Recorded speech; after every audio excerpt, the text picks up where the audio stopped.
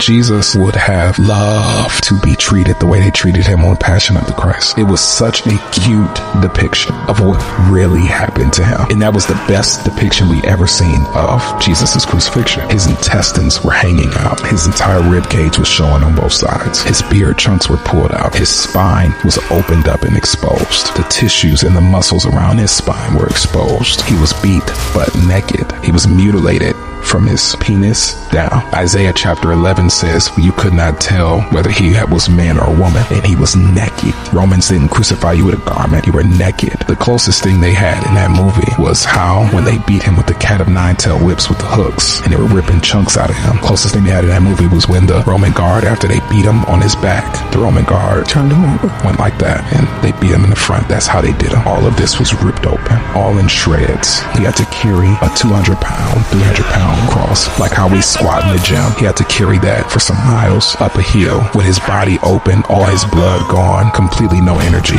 and he carries it for a long way. Shows you how strong Jesus was in his human body. He gets pierced in his hands with nails. The nails are like railroad picks. It pierces through the nerves in his hands, and I don't know if you ever pinched a nerve.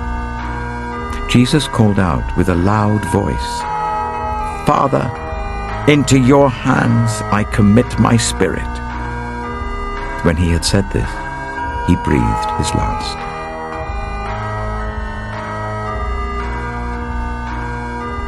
All the nerves in his hands are pierced through. Nerve here, nerves here, and nerves in both his feet. So he has shocking nerve pain in both arms. But while he's on the cross, he's suffocating. This is all in the medical examination of what happened to him, right? He's suffocating. So he has to lean up to breathe, but he's on a rugged, splintery cross, and his spine is open. So he's rubbing splintery wood on his open tissues and muscles. For 6 hours, he's doing this to breathe and rubbing, while nerve pain is shooting in his arms and shooting in his feet. Every second of his life, every breath is the most excruciating pain he could ever take, and he doesn't say anything. Jesus said, "Father, forgive them, for they do not know what they are doing." The true light that gives light to everyone was coming into the world. He was in the world, and though the world was made through him, the world did not recognize him. He came to that which was his own, but his own did not receive him.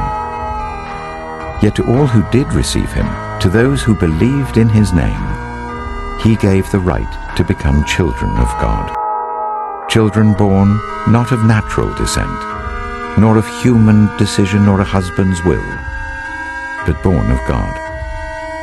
The Word became flesh and made his dwelling among us.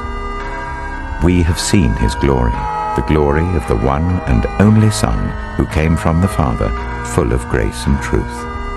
For God so loved the world that he gave his one and only Son, that whoever believes in him shall not perish, but have eternal life. For God did not send his Son into the world to condemn the world, but to save the world through him. You see, at just the right time, when we were still powerless, Christ died for the ungodly.